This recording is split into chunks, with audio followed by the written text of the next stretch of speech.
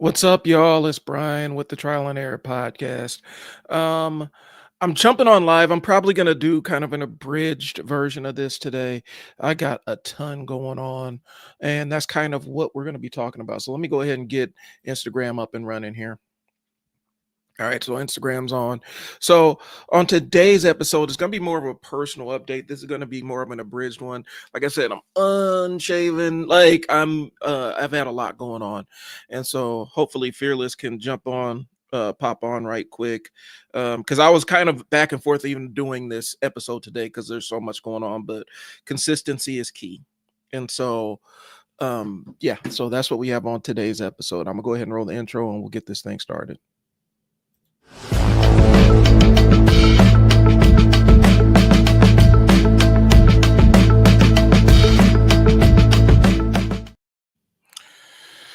So, on today's episode, this is more of a personal update than anything else. The last, well, let me do the introduction. My name is Brian. Um, Welcome to the Trial and Error podcast. On today, we talk, on this podcast, we really talk about, utilizing life experience to learn the lesson. Our goal is to you get out there, you try it. You may be unsuccessful, but in the error, you learn the message and then you come back and try to get better. Because really, that's the only way, that's really the only way that we grow is by leaning into our mistakes and learning how to grow from them. I run a marketing agency called I Sell Words. I'm kind of rebranding. It's a DIY marketing agency, which means that I provide the tools for you to do your own marketing. And then I can actually sit down and provide you guidance and stuff. And so as we speak, I'm uploading content packs and stuff like that so that you can get a handle on your own marketing. And I'm going to be having like office hours or whatnot to teach people some of the basics of copywriting, some of the basics of marketing their own business or marketing their own idea or own personal brand. And so that's what that is. Okay. Like I said, today I was going to I was thinking about not doing it. Just because the struggle is, I've had so much going on this past 2 weeks, that it's hard for me to focus. I do have ADHD and it's been absolutely chaotic, over the last couple of weeks. And so that's why I'm doing this because I have to introduce some consistency into my life after having everything flipped upside down the last couple of weeks. Um, so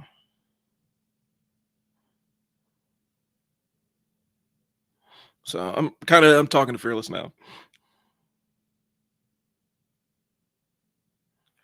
Straight to the point.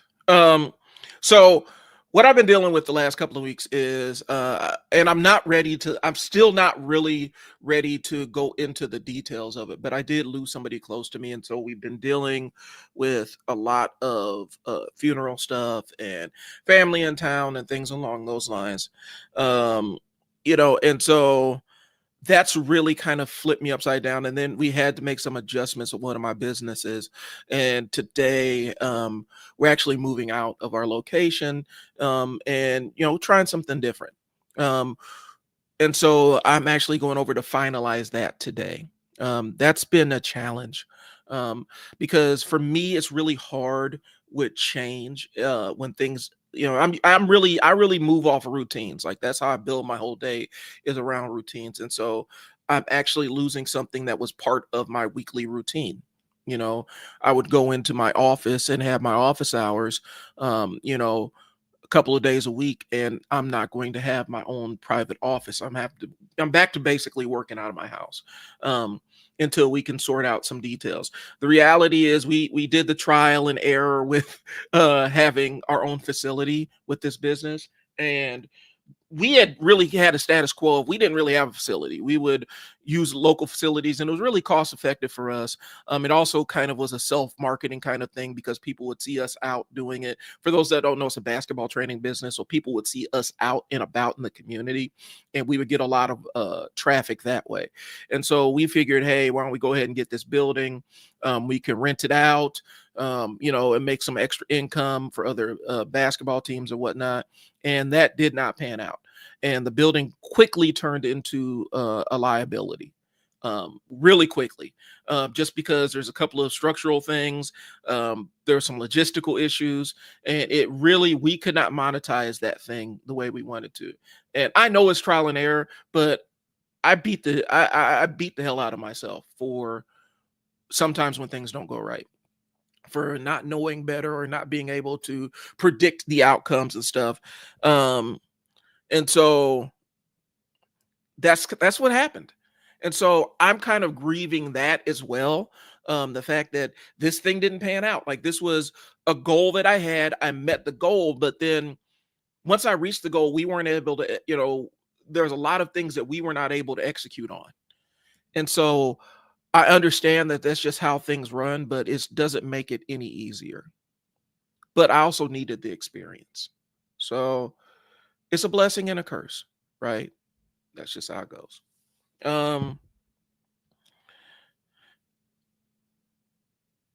So hold on one second.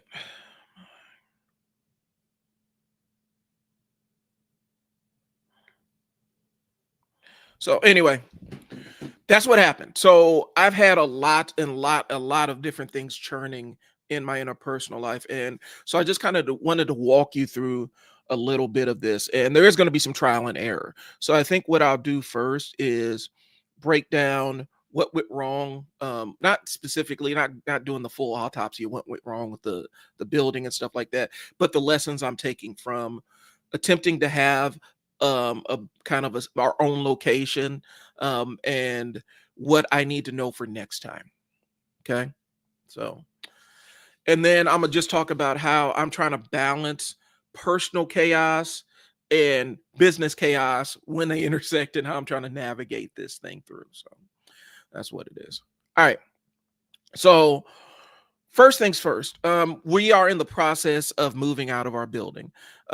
My business partner and I had the talk, and we like, the building is costing us more than it's bringing in. We were unable to lease it out or sublease it out the way that we wanted to, and let other teams utilize the space. Just because we have very, very limited parking, and that's been a super contentious issue with our neighbors, and it just has not worked out. It's led to some confrontations, and we don't want to be like that. And that's not how we want to operate. And so what we did not want to do is lease out the spot. What's up, Fearless? What we did not want to do is lease out the spot, and then they're having to deal with, one of our neighbors coming in irate, because it's actually happened. Coming in irate, and we didn't really want to have to deal with that. And so, that idea of, okay, we're going to let some other coaches or other teams utilize the space and rent it out, that didn't work out, just because there were too many elements outside of our control, and we didn't want to take somebody's money and then have them deal with the contentious nature of the parking situation. And that was one of the profit centers that went away almost immediately. Like, we lost that. We had to let go of that within a couple of months, and so we had to pivot off of that real quick. And that was a big. Hey, what's going on, man? Hey, sorry, Oh, nothing much. I left my phone at home or Okay. whatever. I didn't even realize it until I was already out and about, and I'm like, as soon as I got home, I'm hearing my phone dinging and beeping and farting and burping, and Yeah. I hop on and I'm like, I got a bunch of messages from you, like, hey, I don't think we're gonna be able to do it, and then like, nope, we're gonna keep going. Like, I'm gonna just hop on and see what's going on. So, Okay. So I hear you in the story. What's going on? Talk to me. So basically, what I'm talking about is basically just kind of a personal update, all the stuff that's been kind of going on, and trying to take the lesson out of all of this stuff, and just adjusting, dealing with the funeral and all the other stuff. and then also we're transitioning out from the building today, and Oh, so okay. we're moving stuff out. And I'm kind of talking, giving, I guess I am kind of giving an autopsy of what happened with Ooh, I why, like that word. with Okay. why we're moving out of the building and the lesson that we're taking from it. And so, Oh, may I ask you, is this the same building you were at before? yeah, so this is the basketball training thing. The Um, one the one that I went to? yep, Oh wow, you guys are still there? yep. Oh So wow. And so, it's been one of those things where we had to learn. Like initially, when we got it, we were planning on, okay, we're going to utilize this. We're going to rent this out to other teams or whatnot that need a practice space. Almost immediately, that plan got scuttled because we got limited parking. It's super contentious in terms of dealing with stuff with neighbors and things like that. And we did not want to have to deal with we did not want another coach to have to deal with what we had to go through with our neighbors because the parents parked in the wrong place. And so immediately we're like, yeah, we can't do that. And so immediately the thing that we had planned to offset the cost of the building went out the window. And so we had to end up scrambling to figure out how we're going to operate at half capacity because we can't fill our parking lot because and so that's really what's happening. And so we sat down and had the conversation. It's like, hey man, we were making more money when we were just renting out facilities. Hmm. And it was also kind of a self-marketing thing because people would see us out in the community and we would get a lot of clients that way because we were out and about and people would come over and see what we were doing.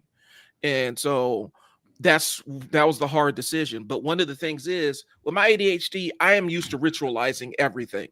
Everything has to be a ritual in order for me to get it done. And so I had an entire ritual about my office hours and how I did things. And now I'm removing a huge chunk out of something that I had been doing for a year and a half, Hmm. where I'm out and about. I have meetings on Tuesdays and Thursdays. I hit the building up and I knock out office stuff and things like that. And I cannot do that. And so there's a part of me that's feeling like I'm adrift in chaos. But then the other part is this is going to be the thing that's going to make you profitable and help stabilize some stuff. So that's the balance I'm at right now, in addition to all the grief stuff that I'm going through in my personal life. So I think I kind of brought you up to where we are in the conversation. All right, no, that's okay. So so then what's the drawback? Like what are you guys doing then? Well, we're going to be like, we already have facilities booked out, and we've actually had people reach out and say, hey, I got a space. We got some stuff that, that may be a little bit more cost effective for you, or Mhm.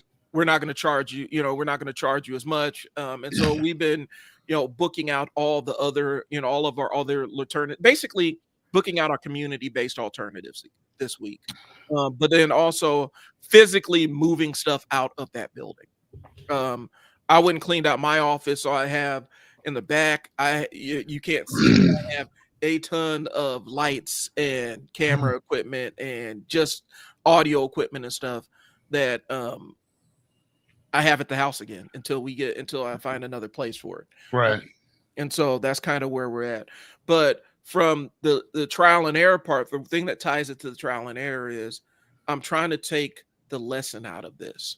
Mhm. Um, and from the business side of things, sometimes when you try something and it doesn't work, instead of throwing the baby out with the bathwater, you just need to reiterate. And so letting go of the building, reiterating our business model.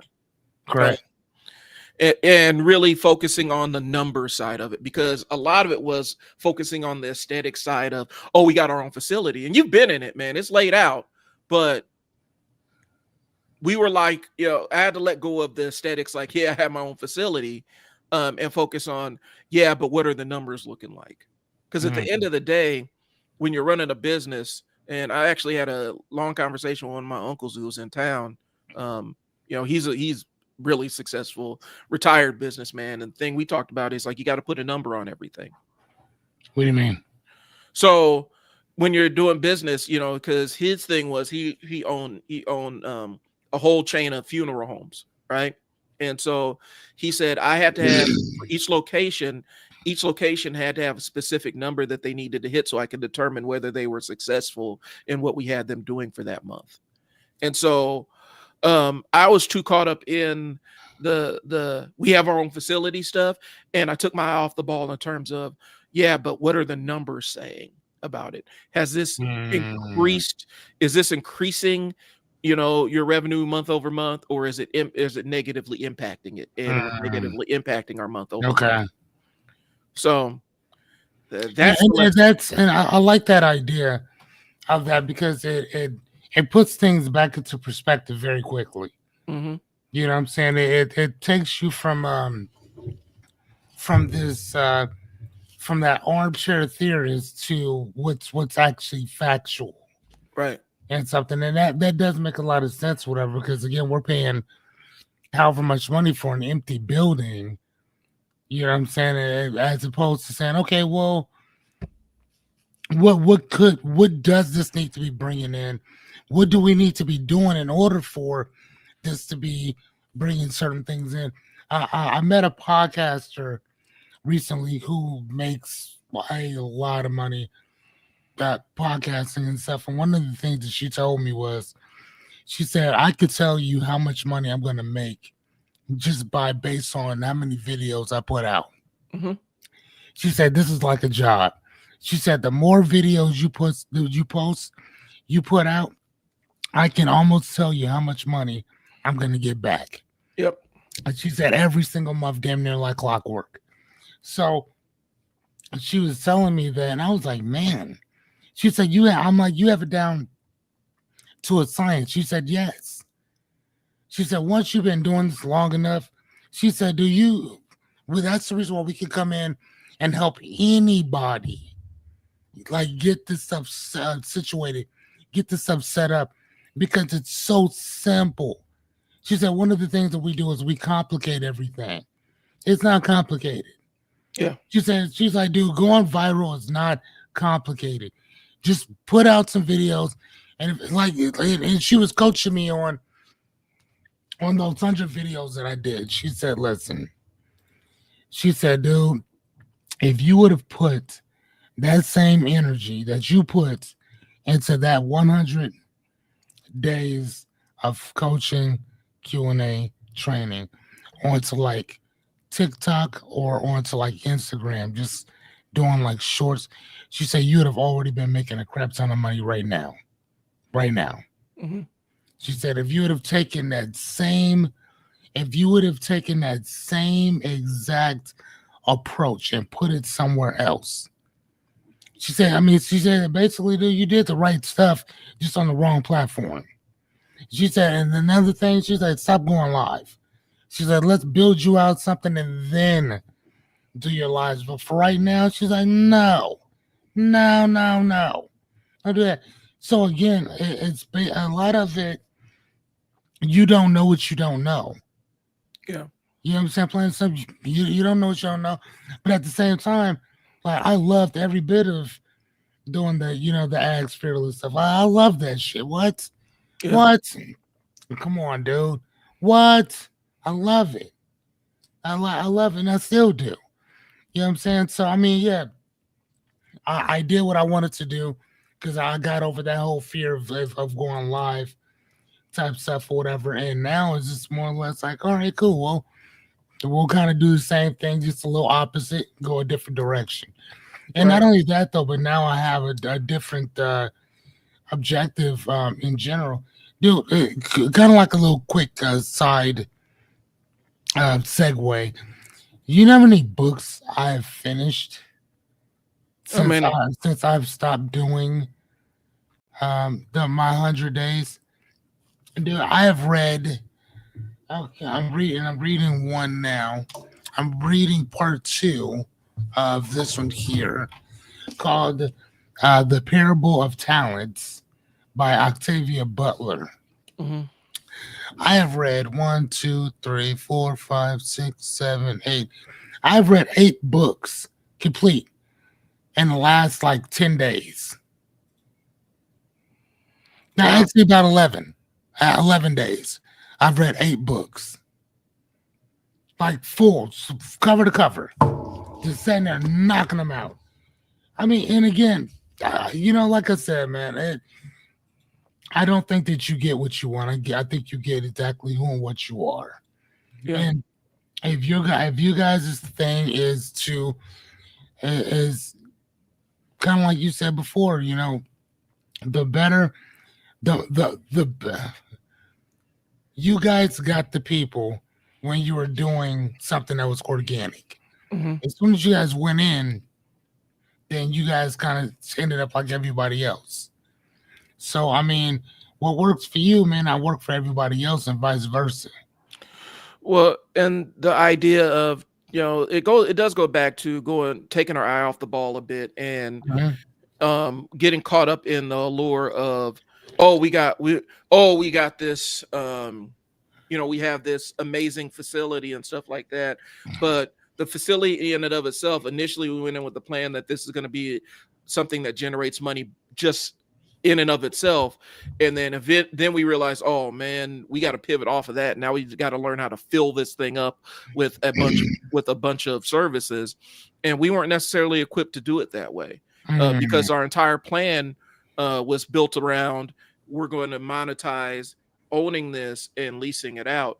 And it didn't work out like that. Like I said, in order to be able to execute on something like that, you have to have ample parking. You have to have, people have to be able to access it pretty easily. And otherwise, it's not going to work, Okay. because we were planning on running leagues out of there and stuff like that. But the single bottleneck is you don't have enough parking, and it's not you don't have enough, but it turns ugly when one of your clients accidentally parks in front of somebody else's bay. Mm. Okay. And so we were like, man, we can't have bro coming and blowing up the spot on a client, and we're not even in the build. We're not even Right. here. Yeah. We're not Is, even here. is that what they were doing? Yeah, like blowing up the spot. And so, and it was a specific neighbor, but it turned bad a couple of times, and had to be de-escalated. And it's like, man, yeah, we can't expose any clients to this stuff, man. Um, you know, we're dealing with it, but we can't, we're used to it, but we can't take somebody's money, and then they're like, hey man, bro came in and was fuming, man. He's trying to square off with people, man. We can't do that to clients. And so we were like, yeah, that's out, you know. Yeah, sure. And so that's kind of where we're like, yeah, okay. So now we have to pivot off of that. And there was no other way, because that was the easiest and most straight line path to monetizing that. And that got removed. And so now it's like, okay, so now what are we gonna do? Well, nothing. So like I said, and we're looking at a cost in terms of overhead. We went from like, and I'm going in a little bit of numbers, but we're looking at, 3,600 a month off the top that's coming out for that every month, right? Mhm. Like clockwork.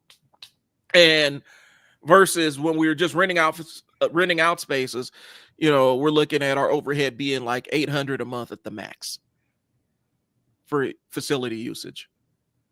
And so when you balance those two things out, like, you're spending so much more on something that's not returning versus we put money in here and we can grow this pretty consistently. So Right. that's the arbitrage we were looking at. And so, um, and that's the lesson we learned, man. So it was necessary, hindsight being 2020, you're like, yeah, I wish I would have never done it, but then it was a necessary step.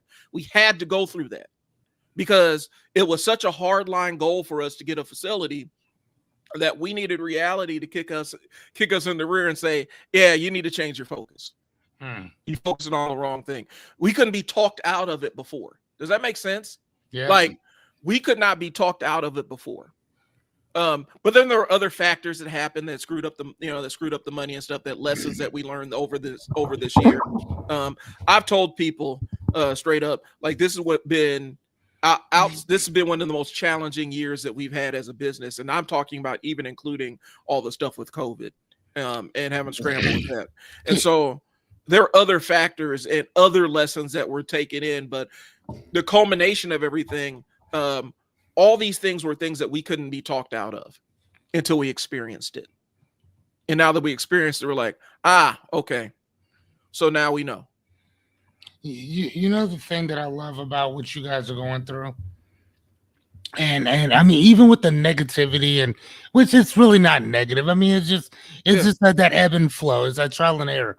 But the thing that I like about you and your partner, that I don't even know if it even into your peripheral to think about this, but you guys, it's all business.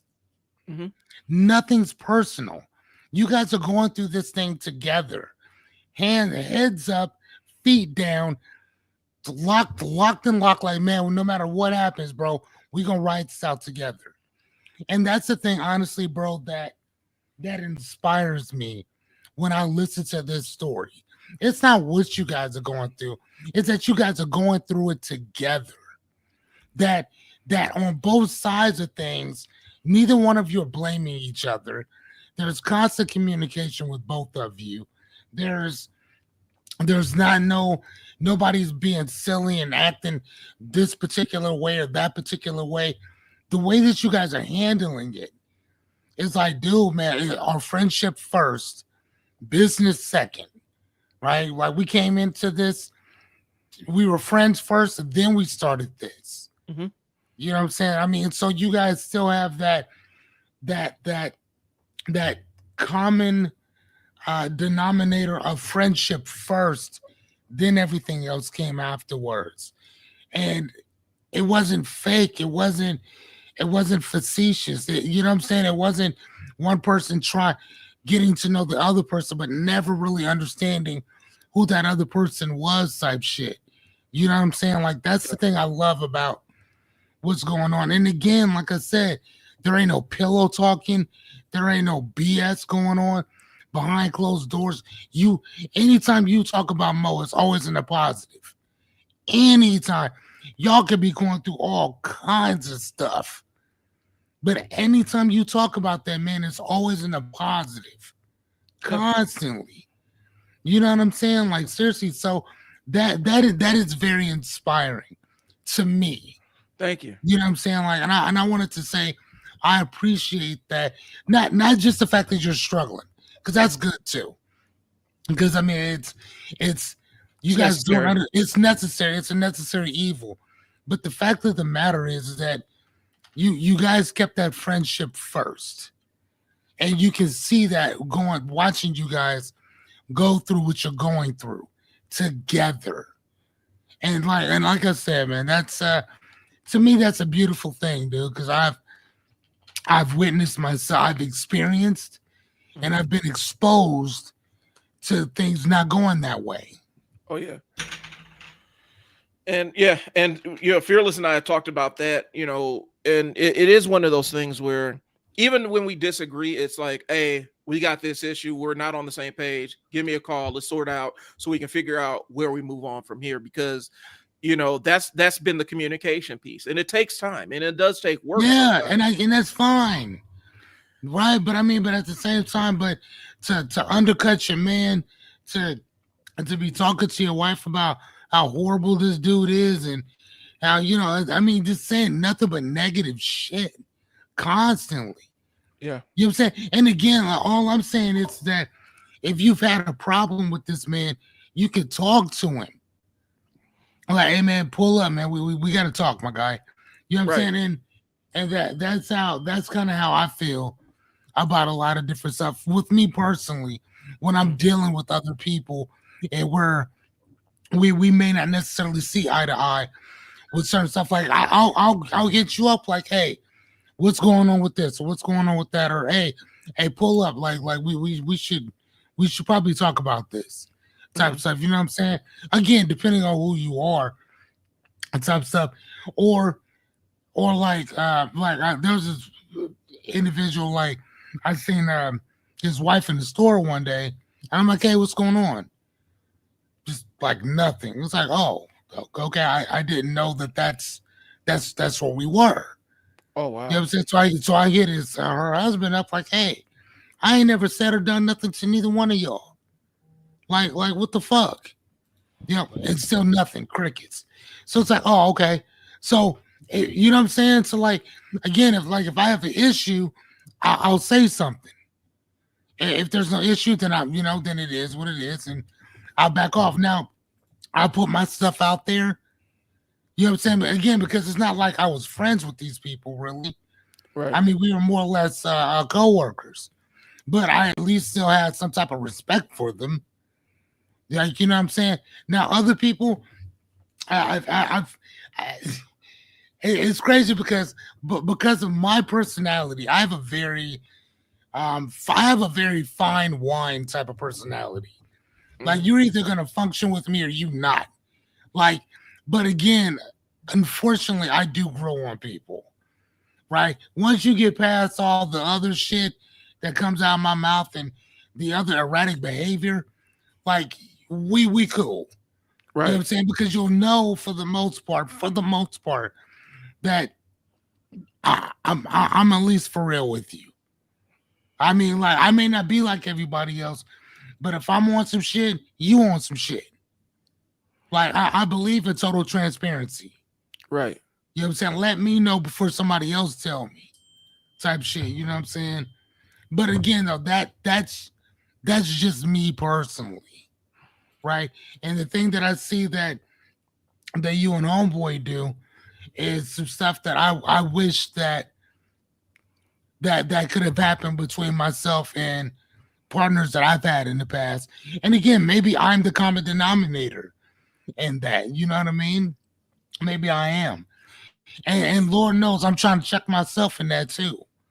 You know what I'm saying? Because it's hard to blame somebody else without you looking at yourself first. At Right. least that's how I train myself. I can't look at you and not look at me first. Because the common denominator is still going to be me. Right. And I think there's a balance too, because yeah, there's the accountability piece is important, but then there's also sometimes you can be over accountable where you're like you're taking accountability for things that are really the accountability of the other person. And so it's Yeah. important, for us, we had to draw the line and say, okay, this is what you do, this is what I do, and these are the things you're accountable for, this is what I'm accountable for, and that's what it runs with. Because even in you've dealt with the imposter syndrome, I have. That's one of the things Yeah, that for with sure. that Yes. inner critic.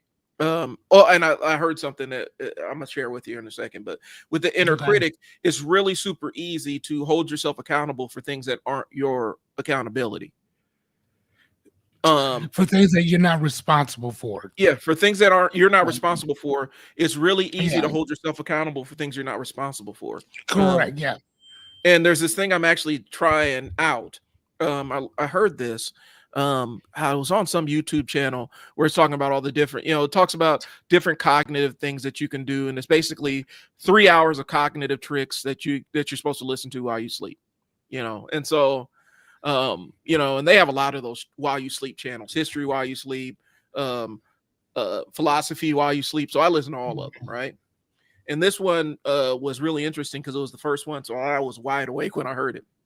But they say if you do struggle with a negative inner voice, um, negative critic, they say give that negative inner critic a name, a silly name, or something along those lines. Mm. And they said by giving that inner critic a name, you can almost disassociate yourself from that person, so it doesn't sound like you saying the negative things. It feels like it's Mhm. a third party saying the negative things. And that could set you up a little bit better to condition yourself, because it's going to take time, but you can almost condition yourself to ignore them because you're like, that person always has something negative to say. I'm not going to put any Mm. stock in what they're saying. Um, and I've tried it a couple of times since I've heard it, and it's actually pretty effective because I can almost externalize that negative inner voice and make it Okay, somebody so else. is it the voice or the thing that keeps coming back? Because like an if event happens and it just keeps circling, keeps circling, keeps circling, because it can't flush out of your system yet. Mhm.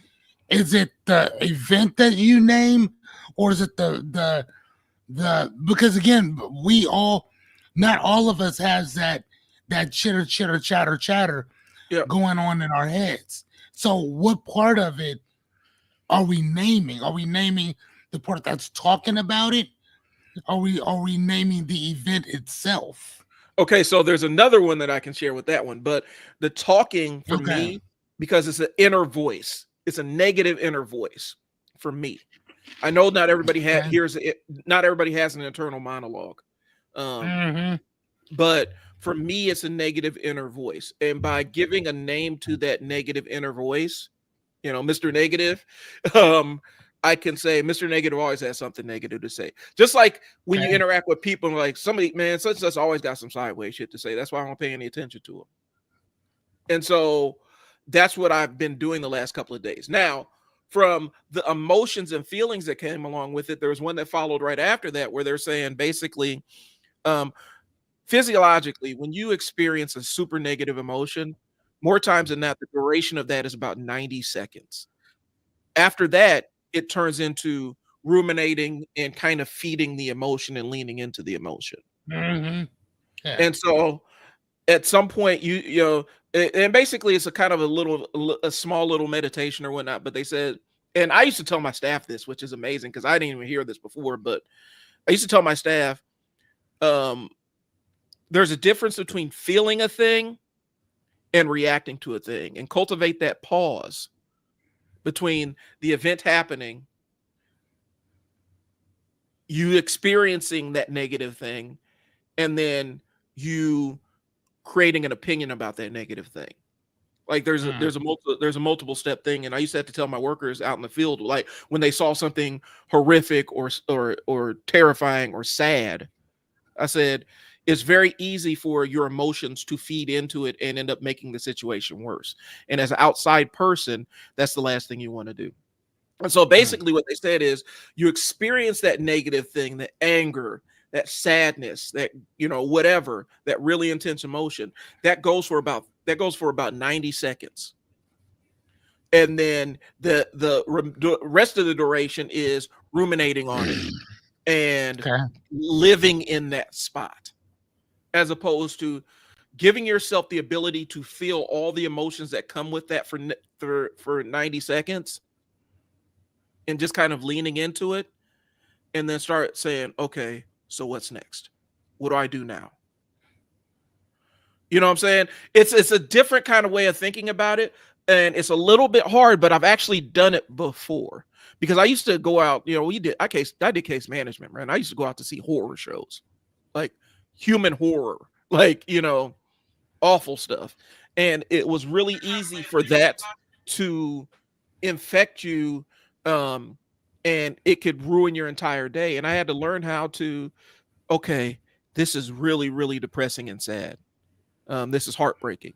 Mm. I need to experience this heartbreak, but I cannot let it dictate and be my entire experience with this or my entire day, because at the end of the day, this family still needs my help, Gotcha.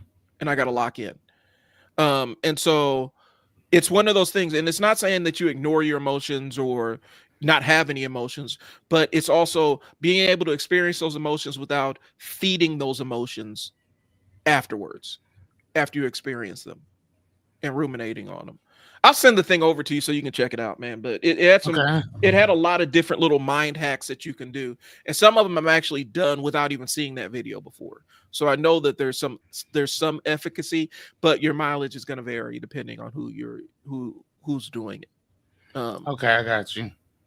So, all right. So back kind of where we're at. So, I was dealing with all this stuff at the building. um I lost my aunt who, you know, yeah, that one's I'm not necessarily 100% ready to go into the whole relationship thing. I don't know if I'll do that online. I don't think that's beneficial for me. But Mm. I will say a lot of the emotions that have been turning the last couple of days, um, it's hard to not allow those to hijack everything else that I got going on. Right. And I actually had to sit down and give myself time. And this is the crazy part. So I had to give myself time to process. But then also I had to deal with the feelings of guilt of the things that I wasn't doing for my business. Mm-hmm. You know what I'm saying? And for those that don't know, if you watch it out there, that is a business owner thing. But also it's a high achiever thing where you have a lot going on and you really pride yourself on the work you're doing. A lot of times, I found that I beat myself up when my personal stuff gets in the way of the stuff I want to accomplish. Mm. And so I don't have any solution for that. I'm still dealing with that right now. I'm dealing with the residual guilt of essentially being off for a week and a half. And trying to see family and process my own emotional stuff with the funeral and stuff. And yeah, I'm still in the midst of that. Hmm. I'm still living it and breathing it. And so I don't have any solutions for it. And I don't think there are solutions for it. I just think it's something you have to learn how to deal with and realize, like, for me, I'm like, talking to my wife, she's like, hey, you can't beat yourself up for the things that you're not able to do because you're not in the right headspace to do it. I tried to, I'll be honest with you. I went out the day after. I took a meeting the day after her passing, and I should not have been out on the road. I shouldn't have been out on the road. Hmm. Had a little bit of ended up with a little bit of a fender bender because I should not have been out on the road. Oh, dude, you Yeah, hit somebody? it was basically it's coming out and hit the brakes and slid into them because I was coming out of a blind corner. And so I Mm. looked, nobody was coming. I looked the other way, nobody was coming. Looked another time, nobody was coming. Then I start pulling out, and boom, they're right there. And there was a lot going on in my head that put me at that blind corner where I probably shouldn't, where I normally would have never been there in the first place. Like not paying attention to where I was in terms of parking and all kinds of other stuff. I had a cocktail of things going on in my brain, and all of it says you should not be out and about doing anything right now. And so after I took my meeting, I came home and shut it down. Hmm. I mean, like I hear what you're saying there, um, but it almost sounds like, I mean, dude, that car would have been there whether she passed or not. But where I was, I wouldn't have been there because I was zoned out. I drove right past the place I was supposed to go, and I had been there 1,000 times. Mm-hmm. And so when I was making my turn, if I had been paying attention, if I had not been kind of in my own head, I wouldn't even been where that blind corner was. Does that Mm-hmm. make sense? Mm-hmm. And so I'm like, if I'm missing gaps, and a lot of times when you're driving anyway, it's kind of a normal thing where you get so like you get in your car and you're not even really aware of the drive because you've made the drive so much. Yeah, sure. And I understand there's that, but where this thing ended up happening, the only reason I was at that corner was the fact that I had completely zoned out and went right past the place because I had so much going on in my brain. And so that's what it was. And I went home and shut it down. But there was this heavy, heavy guilt. Like, I'm not handling business right now. Hmm. I'm not locked in right now. You know, yeah, this thing happens, but Brian, it's you got to bring money in the house. It's your gig. You got to make sure things are still running right. And so that was that balance. That was that balance, man. And so, yeah, and then all this stuff with the building that's kind of unfolded around the same time. Um, it just was a lot. Hmm. And I'm not 100% through. Like, I'm just now getting back into the swing of working and stuff. And I'm trying to be peaceful with myself. And not just throw myself in headlong into it, but it's something you work through. Because here's the thing, I know how I work, bro. I've literally forced myself to work through a best friend being murdered. Hmm. I forced myself to work through I broke an ankle and then went in on a 16-hour double on a pretty severely broken ankle. Oh wow. I've worked through, um, you know, my mom, she had a she when she was starting to get chemo, they had to put the thing in. They had to put the little thing in for the chemo and stuff. She ended Mhm. up getting a staph infection and almost died. And I ended up working through that. Mm, And so that's not healthy. mm. That's not a healthy place to be, where I feel Right. so obligated to get the job done that I ignore chunks of myself. I've gone to funerals, and then the same day, funerals of very people I was close to, and the very same day I'm at work. And so this time when I have the freedom and luxury of I can take a couple of days, it's hard for me not to feel guilty. So that's what it is. Mm. Okay. Okay. So yeah, I kind of brought the show to a screeching halt with all that stuff, man. But No, no, no. You. I mean, but again, this is all a part of that trial and error thing, and that objective in general is that shit's gonna keep popping up, and life is still gonna keep happening. I mean, this whole entire thing is trial and error, literally. I mean, I want you to look at it like this, though, bro. If you had if you had a few $1 million in your account and you were still going through the same stuff, a person still your aunt still passes, you've still been in the same situation regardless. You know what I'm saying? So mhm, regardless of what you're doing or why you're doing it or this and the other, people pass. I mean that happens. That's going to consistently keep happening until we don't have to come here anymore. right, So I mean, then I would love to say until we knock ourselves off, which one or the other, right, or whatever, then the planet will recreate itself again, which it always does.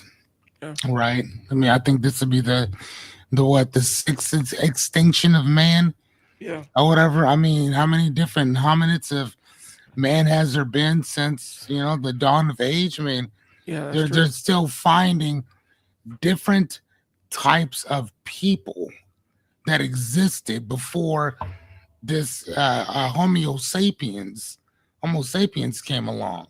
Yeah, we had all kinds of other different types of beings, Right, of individuals, and guess what? We are one iteration, and once we're gone, there'll be another iteration that takes our place, yeah, right? And I can tell you now, it'll probably be the ones that don't talk with their mouths. mhm, It'll be probably more of a telepathic type of communication or whatever. I've been listening to the telepathy tapes on podcasts, and some of the stuff that I've been listening to is just mind boggling. yeah, And so, I mean, the things that people are able to do is beyond shit that you can read about. right. I mean, it takes science fiction to a whole nother, like, what? You know what I mean? So like, yeah, no, yeah. I'm just saying though, my guy, like, I wouldn't be so hard on yourself, man.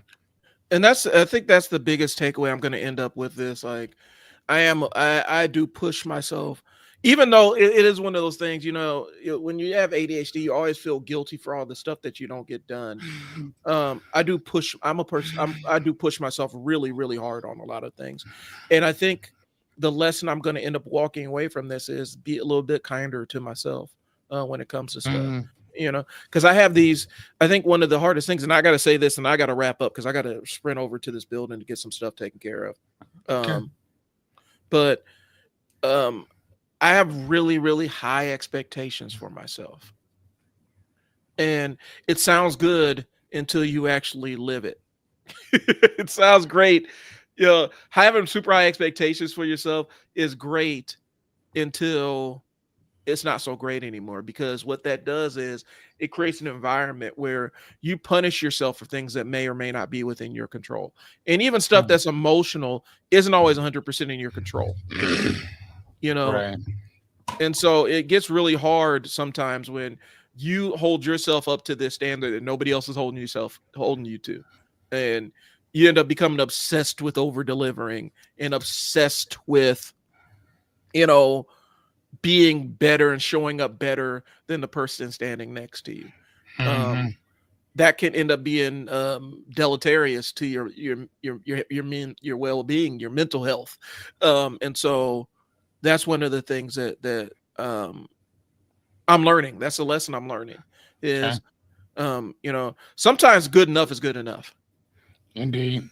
Bill Withers said this, he's talking to his daughter before he passed, and she is trying to be a recording artist like him.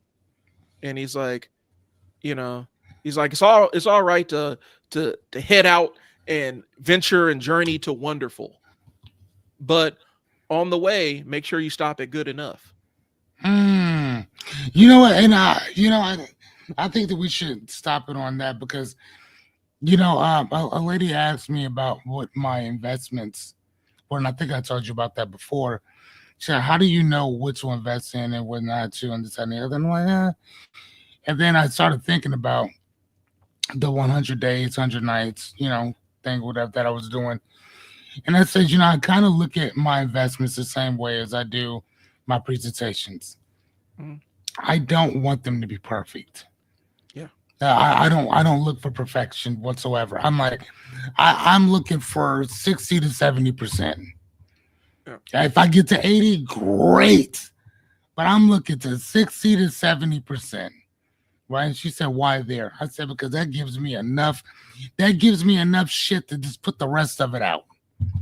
And Yeah. then without taking myself so seriously with everything. Right. And I also another thing too that I think about is the thing that your boy said, Tyler the Creator, when he said you spend all this time doing this thing and then you only market it one time, you only tell people about it once, Yeah. just once. You just, oh hey guys, I have this thing out here, and you think that people are gonna remember it? You think they're gonna go look it up?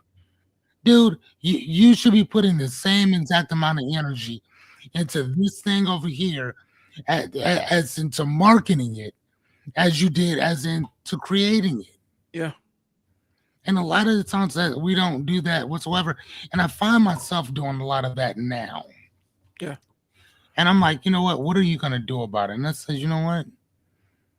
Yeah, it's okay. Let's again because man, I have to have that balance of reading my books and the other stuff or whatever. So I'm like, all right, cool. I'll finish reading this last book and then just kind of go off and go do your thing. And maybe it might literally just be a thing where I read on certain days and Hmm. then I film, maybe 2-3 days out of the week. And then we just chop it up and send it out, chop it up and send it out, chop it up Yep. and send it out. And I wanted to ask you, and again, this is something I can ask you on our live too. Hmm. With Opus Pro, if I set up like a bunch of like different small videos or whatever, can I set them up to go out during certain times? Oh yeah, they have a Thing? scheduler on there. They have a bulk. They just added a bulk scheduler to there, so you can go through and bulk schedule out your videos. Okay, Um, because the lady that I'm hiring to do my to coach me on this thing or whatever, she said for you, um I want you to be posting 5 times a day, every 2 hours. So she yeah, said that's for heavy. you, Yeah, she that's said heavy for weight. you Yeah. to do that. Since you've already done this over here, technically what she said, and I would say, she said all those videos that you did, she said you already got them. So Hmm. just take Yep. those, print those out, take those, put those out, take those, put those out. Just keep posting this up because she says you already got them. They're You got already a done. library. You already have a library of content. Whatever. So, and I was, my thing though, is I'm kind of nervous about doing is putting them out to the point where Because again, I do have a lot, like a Yeah. whole lot. Yeah. But my point is, they're not just of like this, like right here, what we're doing. Yeah. It's not this. It's me with the small little thing here, and then the rest of it is content that Okay. is written up. Is that still fine? That's fine. Here's the thing, man. She's right. You do want to saturate it. It's figuring out what your schedule is that makes sense for you. And it is one of those things because for me, I have a client that I post for, pretty much once a day. I'm posting stuff for them once a day on multiple platforms, right? Mhm. And we're growing consistently. We're actually about to hit an accelerated. I'm sensing that we're about to hit accelerated growth, kind of a growth spurt on this one. But yeah, you already have the content. The reality is, if people tune out or get sick of you, then they weren't your audience in the first place, right? And social media doesn't show, like, unless you're paying for it, unless you're paying to boost stuff, they're only showing it to a very limited number of a potential audience. And so the more times you put stuff out, the more people are going to see it. Okay. And so you have such a big library of content that, yeah, you can absolutely hammer that. And hammer away on that. I'm redrawing some stuff with this specific podcast in terms of a content strategy that is a little bit more consistent than what I was doing. And it's going to be something based on that too, where it's going to be a little bit more consistent. But yeah, understand that people aren't going to get sick of you, and you don't need to worry about that. And if the information is good, the audience that matters is going to find it. That makes sense. So, Yep. and so that's kind of what I got, man. Yeah, me too. I got to run out of here, head over to this building and go finish up this piece of it and close this chapter in my life. I appreciate y'all tuning in. Thanks. It's a little bit shorter than what we normally do, but I do appreciate it. Thank you, Fearless, for jumping on here with me and kind of listening to me ramble about this stuff. No, for sure, man. It's been trial and error. Oh, real quick. So I am still doing the DIY marketing department, the Unstuck marketing department. I found out actually I could do some of this stuff on my website. So we'll see what happens with that. But basically, it's marketing tools that you can utilize. Right now, I'm doing content packs, which have pre-written stuff. It's kind of plug and play. You fill in the blanks. I just did the nonprofit one. So there's donation letters in there. There's 30 days of social media posts. There's a lot of content in there. It should be on my Gumroad site, which I don't have linked, but I'm gonna go ahead and drop that in here. If you're interested, I'll drop my Gumroad link in there so that you can kind of see. I'm always adding new stuff to. I'm constantly adding new stuff to this, and we're still in the pre-launch phase. So the prices are launch prices. The prices are probably not going to stay where they are. I'm just be honest with you. Because I put a lot of hours into this, and it's everything that I wish I would have had when I started out as a copywriter and started my own marketing agency. Everything I wish I would have had. So I'm dropping that Gumroad link if you guys want to check it out. I appreciate y'all's time. Thanks for tuning in. I'm about to roll these exit credits. I'm Brian. Fearless. Talk to y'all later. Peace.